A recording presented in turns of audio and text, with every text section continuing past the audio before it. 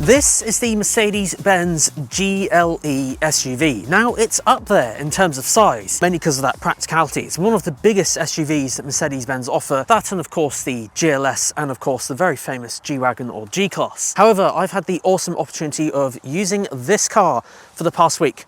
And I've got loads of things to share with you. Now, of course, we'll do the usual. We'll check out the exterior first and of course get onto the boot, the rear seats and of course the front. And there are loads of changes that you'll want to know. Now, make no mistake, this is a very big car. It has grown in size over the years. It didn't actually always used to be called GLE. It used to be called M-Class, or also known as ML, years and years ago. But now, of course, being GLE, it's available in an SUV and coupe. The starting price for the GLE SUV starts at around £78,000, although the one I have here today is actually a plug-in hybrid version, also known as the GLE 400e. Now, this is a petrol engine and starts at around £87,505, but more on that in a bit.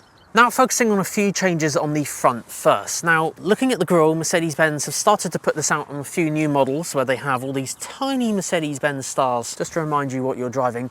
If that's not enough, this massive badge here in the middle, and I say massive, I think it's literally bigger than my head. It's one of the biggest Mercedes-Benz badges I've seen on the car. I'm not sure how big the one on the GLS is, the larger version of this one. But yeah, huge badge on the front. But despite the car's size, you'll still notice there's still cutouts on the side here to kind of keep it as aerodynamic as possible, considering, of course, how big it is. Just to keep that drag coefficient factor down as low as possible, meaning more economy and, of course, more range if you have a plug-in hybrid. And of course, one final thing as well, just before we move around to the side of the car, the LED lights have also had an upgrade as well. So they are slightly different design compared to before. If I remember, they kind of had this like reverse tick kind of formation, but now they're slightly different. In fact, let me put them on so we can see. So yeah, notice the elements here. You've got like a white LED strip there and a couple of extra bits just along the bottom. Now, these are multi-beam LEDs. So multi-beam LED is like the adaptive headlights, which I have actually covered on another video. So I'll link that down below and it'll be on the pop-up banner up above. But yeah, lights, little upgrade on there. Now, as usual, I don't run through all types of specs on my channel just because it does vary so much around the world. However, if you're based in the UK, keep an eye out for things like Premium and Premium Plus. Those depict the kind of gadgets you can get on the car. Now, I do have what I would describe as a fully loaded GLE here today, so it has like every option ticked. But also there is another package called the towing package. So I'll show you in a minute. One of the best reasons is to select the tow bar at factory, because you actually get a button at the back, which is just super easy. One button click and then the tow bar comes out, one button press and it'll go away. There's even camera angles as well which support towing. Now, I don't do any towing myself, so that's kind of my knowledge where I draw the line, but yeah, if you do any towing, I'd recommend select that option at factory rather than having an aftermarket one fitted. I should also add as well, there are 4 interior colours to choose from, and of course when it comes to the wheels, there are options for 20-inch wheels as standard or 22-inch wheels as you see here.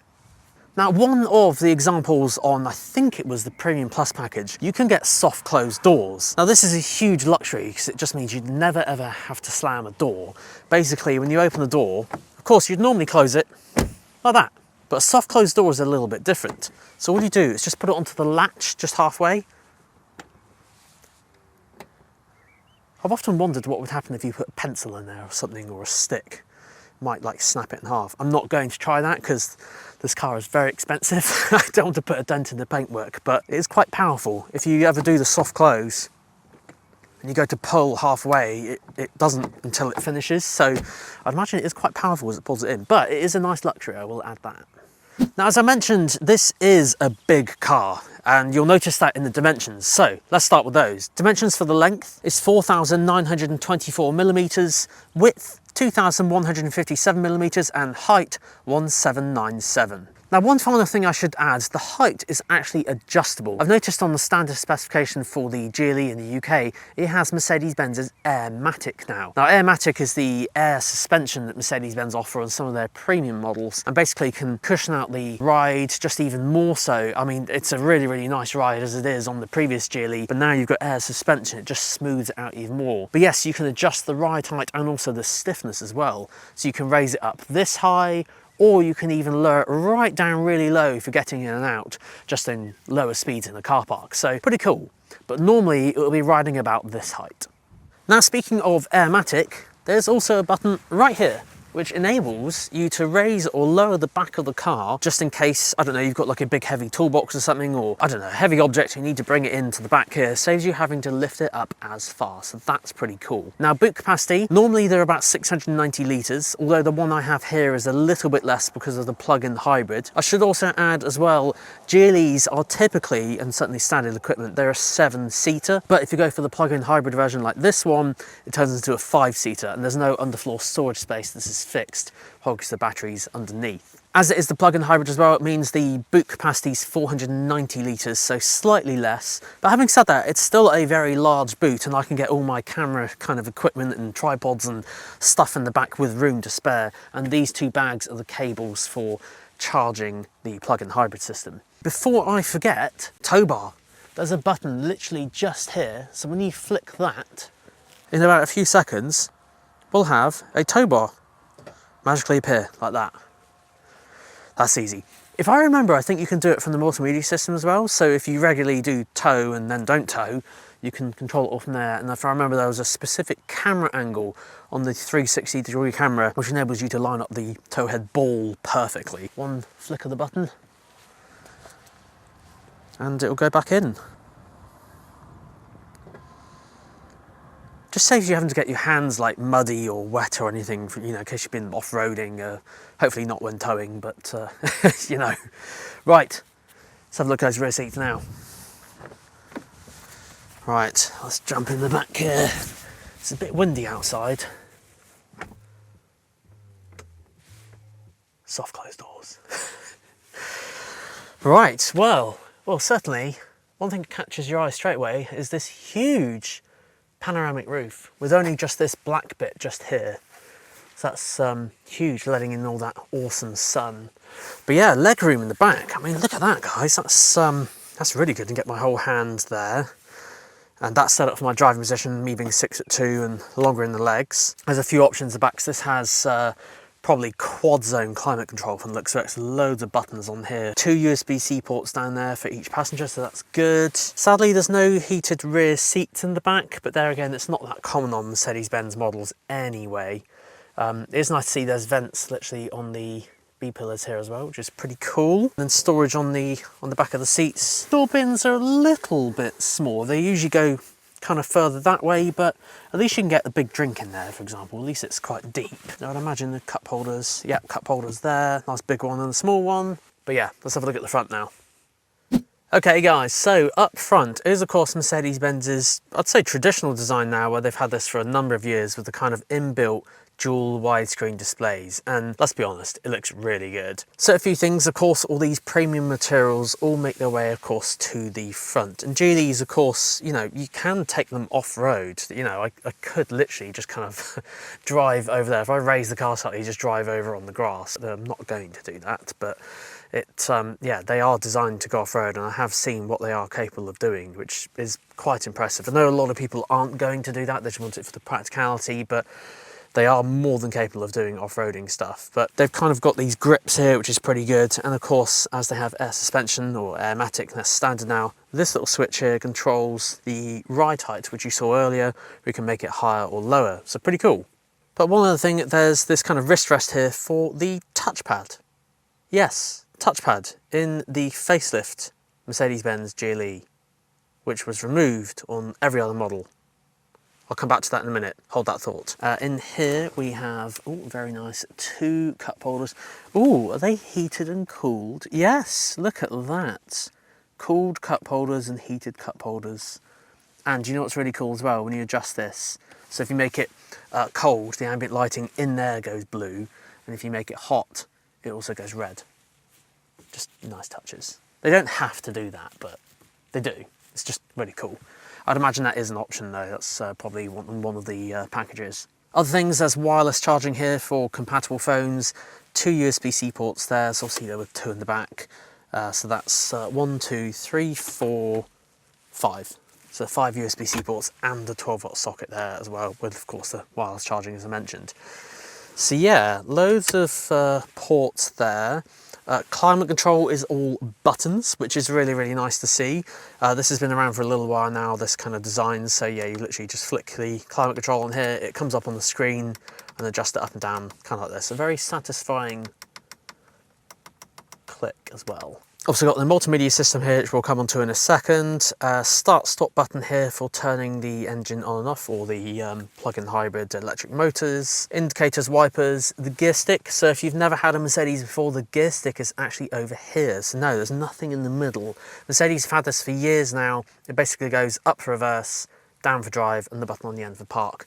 Handbrake all included, so pretty cool. Then we come onto the steering wheel. Now the steering wheel is this kind of dual spoke design, which I absolutely love. The only thing, it is kind of touch buttons, but I do own a Mercedes-Benz with this kind of steering wheel, this exact same steering wheel, and you do get used to it. You just don't have your hand either here or anything, because you can easily brush the buttons. You just have it either up here or down to the side, so you do get used to it. But yeah, just something to factor in just in case you're against the whole touch buttons on the steering wheel kind of thing. But now what I want to do is turn our attention to the multimedia system and the touchpad.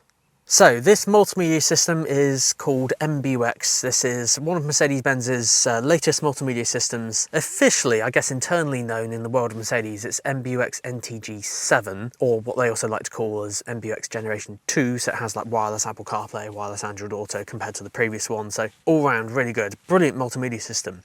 However, before we get onto that, touchpad. And I hear you all, before you all start bashing that keyboard and saying, why have they put this in here? I asked Mercedes-Benz. So I have the official thing from Mercedes as to why there's a touchpad in this car and not some other models. The decision was taken to keep the touchpad in the GLE for ergonomic reasons regarding the accessibility of the central display. Now, I do get where they're coming from. This is a big car, and the interior space is more so than like a hatchback, for example. Now I have quite long arms, for example. Now if I sit back in the seat, and this is my driving position that I have been driving for the past week, apart from when I just minutely adjusted it a second ago. But yeah, this is my driving position, the way I've been driving. Now, I can't reach the screen, look. So I'd have to lean forward to actually reach the screen and touch it. So I do get where they're coming from for ergonomic reasons, thinking about it like that sense. I get why they've put the touchpad here. But then it also does question us, why isn't the touchpad in others as just an option? But who knows? I don't know. Anyway, the multimedia system is of course MBUX, and I've reviewed MBUX and got loads of tutorials on this multimedia system, and it is by far one of the best. And I'm not just saying that. Check out loads of other reviews and things like that from various other videos on YouTube. People do rate this multimedia system as being one of the best, and it's just the easiest to use. So quick overview, this is your kind of home screen, and literally everything you'll ever need is just laid out on the screen right in front of you. So you've got your phone there. Sat nav is again really, really easy because it literally comes up with a map here, but then on the top here it asks, hey, where do you want to go? So if you tap this, it'll ask you, good morning Nick O'Leary, where do you want to go? So yeah, all around really easy, and home and work are literally just situated right there. So everything's all just positioned in the way that's just easy to use, like to the point where you wouldn't actually need to read the manual for this multimedia system just because it's so easy and intuitive. So all round really good on that front. So a few other things you can do on the multimedia system. Now there's not like an app store or anything, but there's a section called apps where it has like pre-installed ones that Mercedes-Benz have chosen. So things like Apple Music and Amazon Music and Spotify, you can literally just use a player in the car without using your phone. More on the pop-up banner and link in description down below on that one, called the entertainment package, which I have covered. And then we have a comfort menu. Now, as what I would describe this as, like a top spec GLE, has literally, I think, every option ticked. It has massage seats, which if you're doing a long drive, could be quite good. In fact, let's go for a classic massage intensive. Oh, it's already started. You can feel it in the back of the seat. It's so weird. The only way I can describe this is like, if you see on the screen here, you've got these like little circle balls on the seat. That's kind of what it like feels like. I just might have a massage for the rest of the video. Now, speaking of as well, there's a few extra things. Like I mentioned, there were heated seats, but one thing I didn't realise, like this morning I had the heated seat on, and it also heats the panels as well. So this gets nice and warm, and this gets warm here as well, because you often find that like if it's like really cold, you get in the car and it's like really cold in here, and then you're touching all the cold things. But now if you have a heated seat on, it warms these panels up as well. So again, you don't have to have that, but it's just luxury. Now guys, the next thing to do is probably the most important thing, and that is to take the GLE SUV for a drive. Right then guys, well before we go anywhere, I just wanted to show off one really cool thing, and that's what Mercedes call Transparrent Bonnet. Now they're not the only manufacturer to do this, but nevertheless it's pretty cool, and certainly if you do some off-roading. Now to activate this on the Multimedia System, I'm just going to find the off-road menu, and then I'm going to go to this little kind of terrain camera picture. Now what I've done, I've actually positioned a camera on the floor over there, and you can see on the image here, this is literally showing you the floor, and what it cleverly does, it kind of shows you under the car using the 360 camera, and it basically records the information and then overlays it as you go over. It's probably better that I just demonstrate it, so I'm going to drive over my camera now. Now I can't see the camera now. I know it's somewhere over there because obviously this is quite a big car, but if I look at my camera feed here, there you go, look, see, there's the camera. So I know that if I went that way, that would kind of almost hit the wheel, but let's go under there and drive over it. That must look really weird from the camera angle, but it's useful if you're off-roading, and we'll demonstrate it again. We'll go back. Now, for example, my view here, I can just about see it, but now I can't. So this is where this is quite useful if you're navigating. Obviously, if you're going to go over this way, you'll know that that would hit the wheel there, so you want to aim for it that way, right in the middle. Cool. Right, and we'll get out onto the open road. And certainly there's a method in my madness for choosing the New Forest in the UK for filming, mainly because this is an SUV. This is where it is literally designed to be used in the countryside. Now, of course, as I mentioned, I have had the awesome experience of using this GLE SUV for the past week, and yes, it is a big car. So obviously I'd imagine that most of you who are potentially shopping for a GLE for your next car probably realise this, that it is a bigger car because you need the bigger space. But it's just something I want to make obviously very clear, that, you know, when you're driving around in town, that sort of thing, parking in car parks, you know, it is that little bit wider, so it's just something to factor in. You know, if someone's parked badly, you're going to be very close to them. So what is it like to drive? Well, it's very smooth. Of course, as I mentioned, it has that Airmatic, which is Mercedes-Benz's air suspension, and it gives you enough of feedback so you can still feel the road, but it's still like cushiony. You can almost feel it. It's almost like slightly riding on like a bit of, well, air essentially. That's, I guess, probably one of the reasons why it's called Airmatic. But the cool thing is you can adjust it, so there's different drive modes down here. I've got it in the hybrid mode at the moment, so that's for the engine, gearbox and the electric motor. But if you put it in sport mode, it'll actually give it a more sportier, firmer suspension setup, which hopefully we'll demonstrate in a minute. But yeah, it's really smooth, and something you'd expect from kind of this level of car or this level of luxury in the car. But you can still feel the road, and certainly what you'll need it to, if you're going to do any off-roading, you know, going down the beaten track or whatever, it still gives you that feedback to give you a bit of reassurance. Now, there are a variety of different engines in the Mercedes-Benz GLE. So, of course, as I mentioned earlier, I'm driving the plug-in hybrid. Now, you don't have to go for the plug-in hybrid. You can go for diesel or petrol, or even Mercedes-AMG. So, engines-wise, on the GLE SUV, there are various 2 litre and 3 litres. Of course, there's plug-in hybrid, and then Mercedes-AMG faster versions as well. These are GLE 300D, which is a 2 litre, GLE 450D, this is where you go up to a 3 litre, a GLE 450, again a 3 litre, and of course then this one, this is the GLE 400E. Now, strangely, on the previous GLE there was a diesel plug-in hybrid, which you could choose. I think it was a GLE 350DE or something like that, but yeah, there was a diesel, but now on the facelift they've removed the diesel and now it's only petrol. But there again, I guess with the range it can do, you can go up to around about 68 miles now, which is pretty good for a plug-in hybrid, especially for one this size. It's remarkably good. I'm just going to watch these horses. Don't want any damage to the GLE, geez. And also want to keep the horses safe, the ponies. But then there's also AMG versions as well. So there's a GLE 53 and a GLE 63S. These will be 435 horsepower or even 610 horsepower just in case you want that extra performance. Now, a lot of cars these days are, well, they have mild hybrid technology. So this one is a plug-in hybrid, so that's a bit different, but all the others I've mentioned have mild hybrid technology. So it just basically helps assist the engine, give you a bit more of a boost, and can help turn the engine off and save power. So pretty cool. Now, of course, if you're interested in the plug-in hybrid version, it's definitely one to consider. Yes, it is a little bit more expensive, but if you think about the range that this car can actually do, it basically covers pretty much, well, it's certainly over the average commute you do each day. So the idea being, you plug it in each day, wake up with a full battery, and then you just run on electric for most of the time. I've driven on electric all the way here, and I'm still continuing to drive on electric. The engine hasn't switched on. So I've got about 31 miles left of range based on how I've been driving.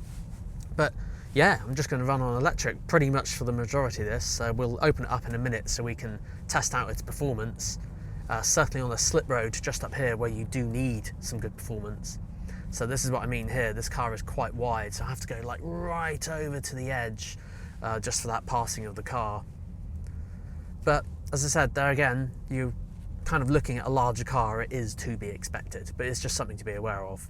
Right, I'm just going to slow up for these horses and ponies, so I don't want to startle them with the silentness of the GLE.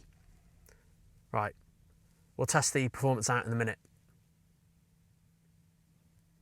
Now, of course, sometimes you do need to obviously put your foot down, and a really good example here is this slip road that goes out onto the dual carriageway and then joins the motorway. It's really, really short, and if you have an underpowered car, it can be quite dangerous, but I don't think there will be an issue with this at all, because this can be very fast. Now, there is a sport mode, so if I put it in sport mode, we'll lock off the suspension, and yeah, we've got the engine now as well, which I have been running for the past few minutes, so it can warm up a little bit just on the way here. This is about a 10-minute drive to this point. So yeah, you can see the slip road here is so short, so you do need a slightly powerful car to get up to speed. Oh, after the Mercedes, here we go. This is it. Here we go.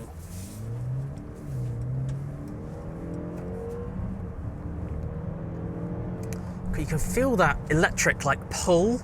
You can almost feel it like, basically, when the engine's accelerating and as it changes gear, you can feel the electric like almost fill in the gaps. It's really cool. Well, yeah, that didn't take long to get up to 70. In fact, just slowing up a bit now and caught the Mercedes up. Right behind you. So yeah, let's put this into the normal mode. This will be hybrid in this car. In other GLEs, it'd be called Comfort, I'd imagine. But let's get over here, put the limiter on and get up to 70. Test out the wind noise and everything, considering how tall this car is and how big it is. Oh no, wait, we're actually doing 70. It's pretty quiet. Today, thankfully, there's no like stormy weather or anything, which makes a change. For those of you who've watched my reviews that I've done this year alone, it's rained a lot, and yeah, I know it's been winter, but it's not been ideal. It's nice to actually have the sun out for a change. Can you even tell that we're driving at 70? It's just gliding across the road. It's almost acting like a real luxurious saloon. Yeah, even like that bump there, it's just nice and smooth. Cool.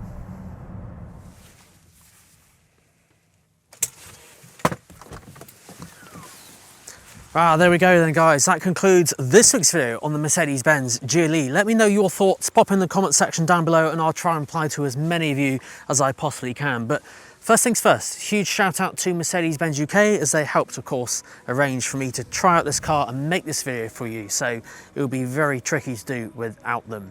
But guys, thank you so much. Until next time, see you then.